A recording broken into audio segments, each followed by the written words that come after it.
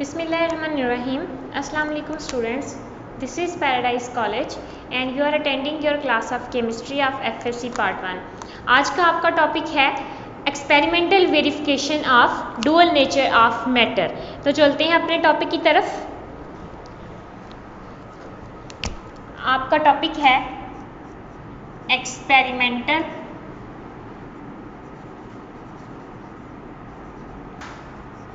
experimental verification of dual nature of matter।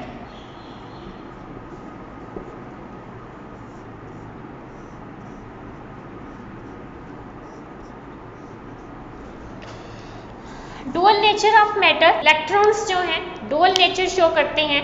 एक जो होता है पार्टिकल्स लाइक और दूसरा जो है wave like nature.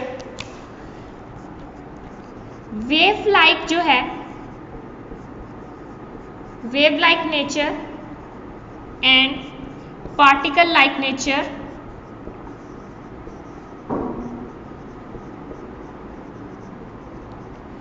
Wave like nature जो है उसको एक्सप्लेन करने के लिए टू साइंटिस्ट थे, टू अमेरिकन साइंटिस्ट,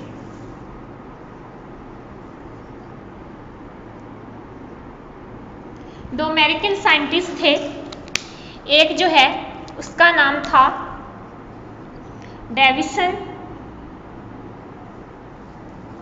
और जो दूसरा था उसका नाम था जर्मर। इन दोनों ने इन द इरा ऑफ 1927 की इरा में इन्होंने जो है वो वेव नेचर ऑफ इलेक्ट्रॉन जो है वो एक्सप्लेन की। इन दोनों ने क्या किया? They explain the wave like nature of moving electron. इन्होंने जो है मूविंग इलेक्ट्रॉन के लिए वेव नेचर फाइंड की। वो किस तरह से फाइंड की? इन्होंने कहा कि इलेक्ट्रॉन्स जो हैं वो कहाँ से निकलते हैं? इलेक्ट्रॉन्स वर प्रोड्यूस्ड, कहाँ से प्रोड्यूस होते हैं? By heated filament of tungsten. Tungsten का हीटेड फिलामेंट है, उससे प्रोड्यूस होते हैं। उसको हम एक्सेलरेट करवाते हैं। इसके बाद जो आपके पास ये जो टंगस्टन फिलामेंट है इसको हम एक्सेलरेट करवाते हैं। Accelerate by applying potential difference, by applying potential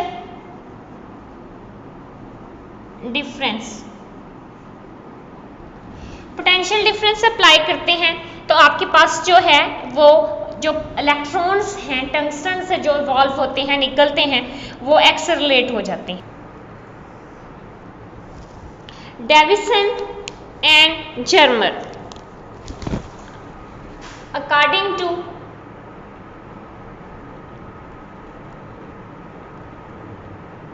deviation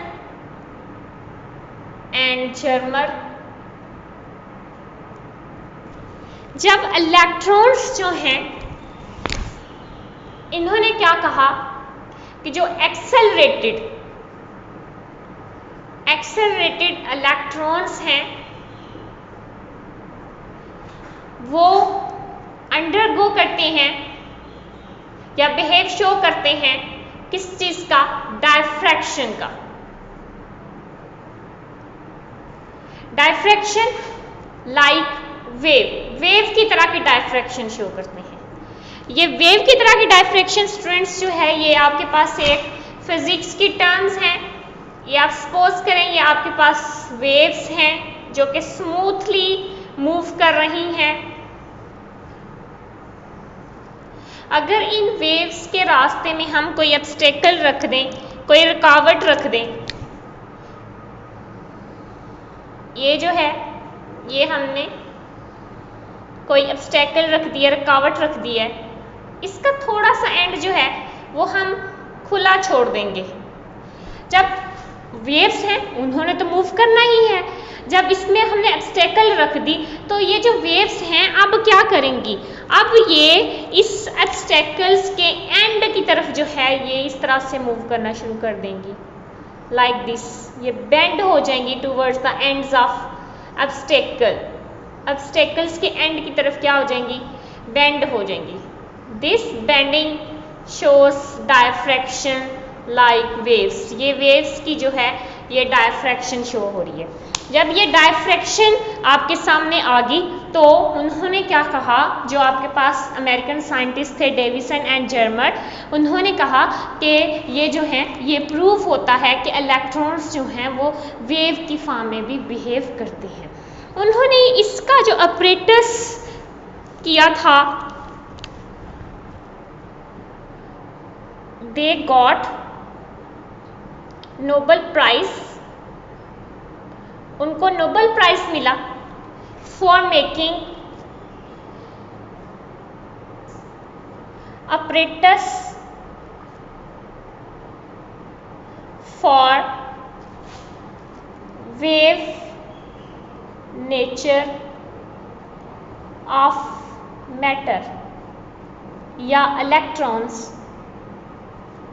electrons का वेव नेचर की फॉर्म में उन्होंने शो करवाया, एक्सपेरिमेंट परफॉर्म करवाया, अपरेटस बनाया, उसकी बेस पे उनको क्या मिला, नोबेल प्राइज मिला। और नोबेल प्राइज कब मिला था, 1927 में नोबेल प्राइज मिला था। De Broglie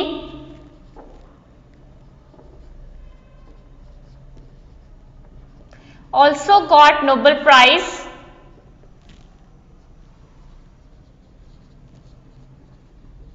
for drive equation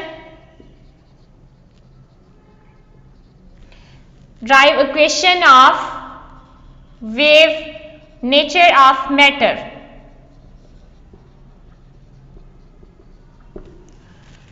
matter की वेव नेचर फाइंड करने की वजह से, उसकी इक्वेशन ड्राइव करने की वजह से जो डी ब्रोगली था उसने भी जो है वो नोबेल प्राइज गेट किया, नोबेल प्राइज हासिल किया। दूसरे जो थे आपके पास अमेरिकन साइंटिस्ट थे जिन्होंने वेव नेचर का एक्सपेरिमेंट फाइंड किया था, उसके लिए अपरेटस फाइंड किया था, उनको भी जो है वो नोबेल प्राइज मिला। नेक्स्ट इसी को कंटिन्यू करते हुए हमारा जो नेक्स्ट टॉपिक है that is the Heisenberg uncertainty principle. तो नेक्स्ट टॉपिक है आप लोगों का Heisenberg uncertainty principle. Heisenberg uncertainty principal.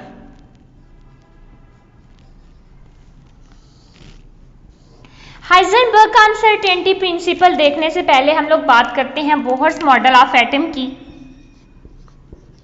According to Bohr's model of atom,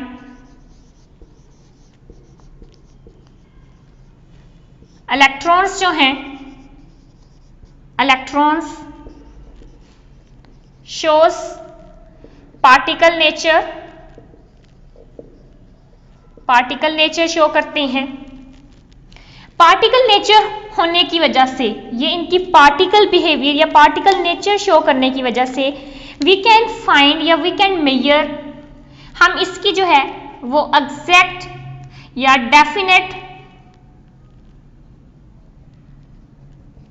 definite इसकी जो है पोजीशन और डेफिनेट जो है मोमेंटम मेजर कर सकते हैं। इनके डेफिनेट वेलोसिटी या डेफिनेट मोमेंटम या डेफिनेट पोजीशन जो है इसको हम मेजर कर सकते हैं, इसको फाइंड कर सकते हैं, कैलकुलेट कर सकते हैं। But by the advent of wave nature,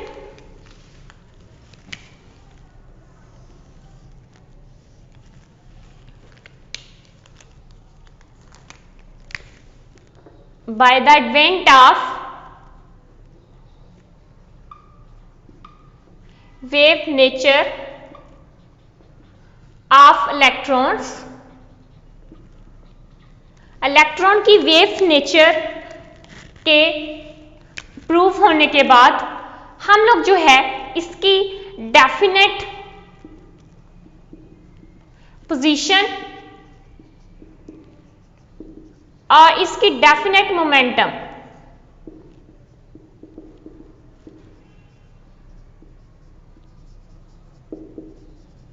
definite position and definite momentum जो है कैन नॉट फाइंड साइमल्टेनियसली।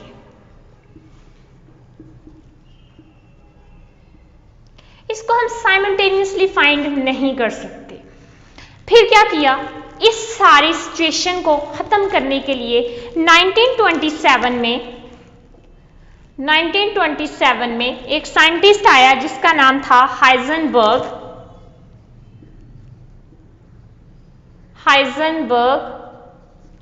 उसने अपना एक प्रिंसिपल दिया जिसका नाम था अनसर्टेनिटी प्रिंसिपल।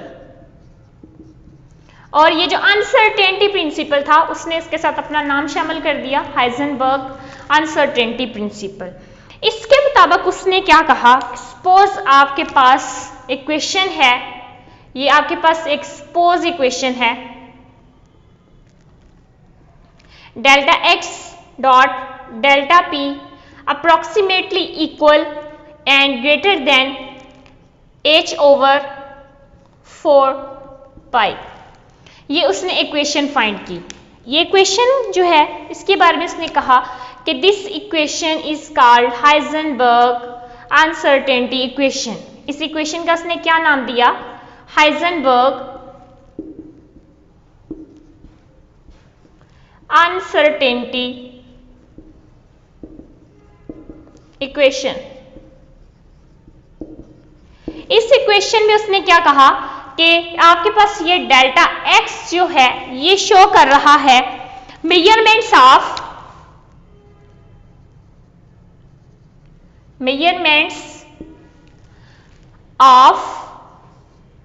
अनसर्टेनिटी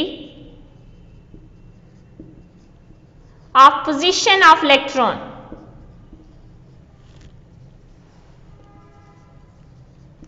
ये इलेक्ट्रॉन की पोजीशन की अनसर्टेनिटी जो है उसको मेजर कर रहा है। डेल्टा पी जो है ये मेजरमेंट्स है, measurements of uncertainty of momentum of electron.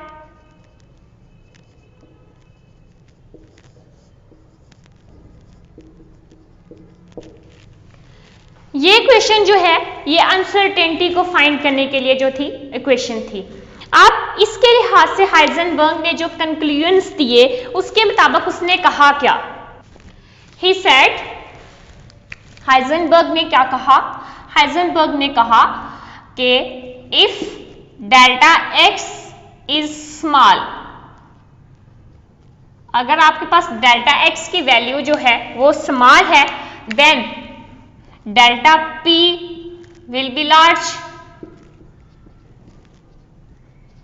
Delta p की वैल्यू क्या होगी, ग्रेटर होगी, ज्यादा होगी। यानी कि इसका उसने रिलेशन बताया अनसर्टेनिटी के लिहाज से। अगर आपके पास एक चीज जो है वो थोड़ी है तो दूसरी ज्यादा आएगी, अगर एक चीज आपके पास जो है वो एग्जैक्ट आई है तो दूसरी में थोड़ी सी अनसर्टेनिटी आएगी। यही बात उसने कहा कि अगर हम एक क्वांटिटी जो है उसको हम एग्जैक्ट फाइंड कर लेते हैं, if one quantity is measured exactly, अगर एक क्वांटिटी को हम एग्जैक्टली मेजर कर सकते हैं तो जो सेकंड क्वांटिटी आएगी दैट विल बी अनसर्टन, उसमें थोड़ी सी गैर यकीनी अलामत पाई जाएंगी। तो यही बात उसने क्या कही कि अगर आपके पास डेल्टा एक्स जो है वो स्मॉल है तो डेल्टा पी क्या होगा, लार्ज होगा। कहते हैं if one quantity is measured exactly, अगर आपके पास एक क्वांटिटी जो है उसको आप एग्जैक्ट मेजर करते हो तो नेक्स्ट जो है जो अदर क्वांटिटी होगी other quantity will be somehow uncertain. ये somehow क्या होगी, अनसर्टन होगी, यानी इनमें अनसर्टेनिटी की इसमें जो है वो थोड़ी सी अलामत पाई जाएंगी, इसमें गैर यकीनी आ जाएगी। यानी कि अगर एक चीज जो है वो आप उसको सही तौर पर मेजर कर सकते हैं और दूसरी जो है उसमें अनसर्टेनिटी आ जाएगी। अनसर्टेनिटी प्रिंसिपल जो है, uncertainty principle is only applicable for uncertainty principle is only applicable for microparticles. Microparticles में आपके पास कौन से आ जाते हैं, electron, proton, neutron and so on. जो इलेक्ट्रॉन, प्रोटॉन और न्यूट्रॉन है, जो माइक्रो पार्टिकल्स हैं, उनके लिए जो है ये एप्लीकेबल है uncertainty principle. It's not applicable for the macro particles. जो आपके पास हाइजेनबर्ग अनसर्टेनिटी प्रिंसिपल है,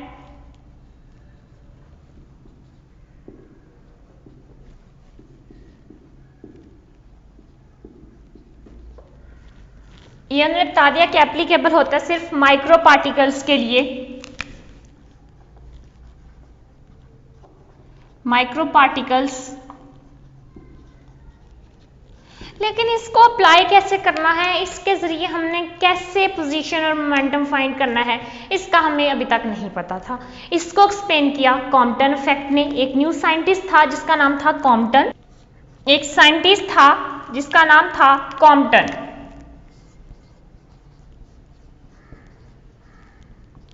कॉम्पटन था, उसने अपना इफेक्ट दिया, अपनी कंट्रीब्यूशन शो की, जिसको उसने किसके नाम से करवाया, मुतारफ करवाया, कॉम्पटन इफेक्ट के नाम से करवाया। कॉम्पटन इफेक्ट जो था उसने एक्सप्लेन किया, ही एक्सप्लेन्ड अनसर्टेनिटी प्रिंसिपल। उसने अनसर्टेनिटी प्रिंसिपल जो है उसको क्या करवाया, एक्सप्लेन करवाया। उसने क्या कहा, कहते सपोज करें we have a wish. Suppose क्या, हमारी एक विश है। If we have a wish, हमारी विश क्या है, हमारी विश है student find position of electron.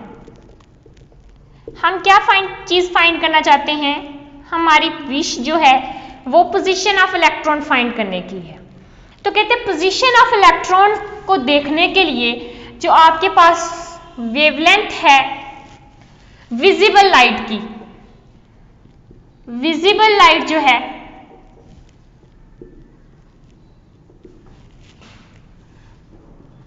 Doesn't support you,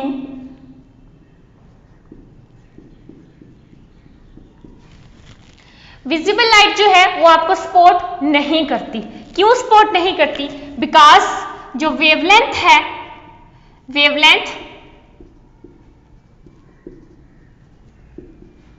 wavelength of visible light is millions time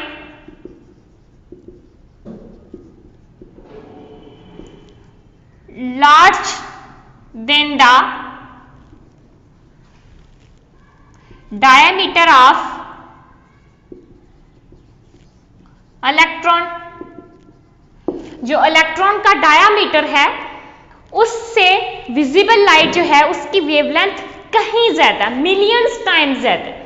तो हम विजिबल लाइट जो है वो हम सपोर्ट नहीं कर सकती इसकी जो है वो पोजीशन को देखने के लिए। देन हम लोग क्या यूज करते हैं, वी यूज एक्स रेज। हम क्या यूज करते हैं, एक्स रेज यूज करते हैं। एक्स रेज जो है उनकी वेवलेंथ क्या है, शॉर्टर वेवलेंथ है। वेवलेंथ क्या है, शॉर्ट है।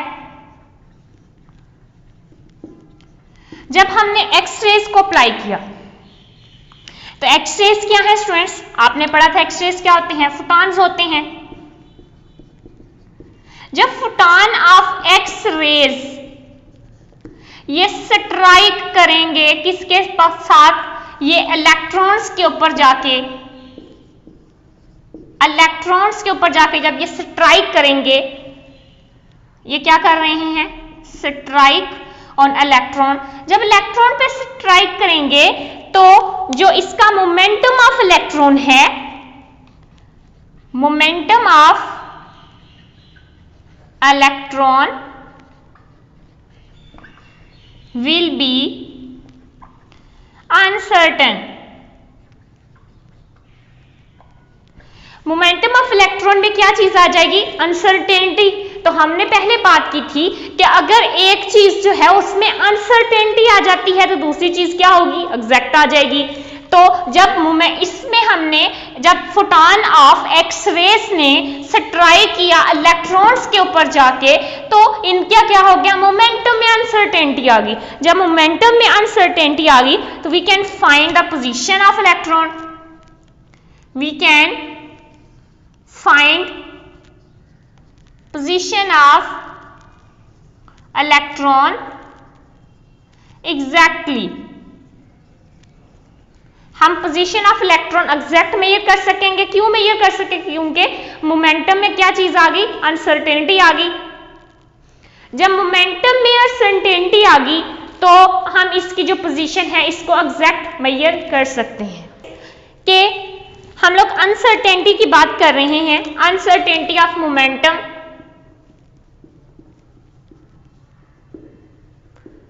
अनसर्टेनिटी ऑफ मोमेंटम एक्चुअली क्या है, change in velocity of electron. Velocity of electron क्या हो जाएगी, चेंज हो जाएगी। जब change in velocity of electron हो जाएगी तो आपके पास जो है वो मोमेंटम जो है वो अनसर्टन होगा और हम इसकी पोजीशन को एग्जैक्ट जो है वो मेजर कर सकते हैं। अगर हम लार्ज वेवलेंथ यूज करते हैं तो लार्ज वेवलेंथ यूज करने के लिए हमारा जो चेंज इन वेलोसिटी है वो नहीं आएगी, ना ही हमारा मोमेंटम अनसर्टन होगा। जब हमारा मोमेंटम अनसर्टन नहीं होगा तो हम दूसरी चीज जो है उसको फाइंड नहीं कर सकते। जी स्टूडेंट्स, ये तो था हाइजेनबर्ग अनसर्टेनिटी प्रिंसिपल। थोड़ा सा टेढ़ा है लेकिन इसमें जो है कुछ पॉइंट्स हैं। आपने सिर्फ एक बात याद रखनी है, अगर आपके पास एक चीज जो है वो सर्टेनिटी में आ जाती है तो दूसरी जो उसके कंपैरिजन में चीज है वो अनसर्टन होगी। तो यही बात उसने कहा था हाइजेनबर्ग ने कि आपके पास जो है दो क्वांटिटीज हैं, एक जो है वो मोमेंटम है और दूसरी पोजीशन है। अगर आपने पोजीशन फाइंड करनी है then momentum will be uncertain, अगर मोमेंटम फाइंड करना then position will be uncertain. This is your lecture of students Heisenberg uncertainty principle. आज के लिए इतना ही काफी है। ओके स्टूडेंट्स, अल्लाह हाफिज।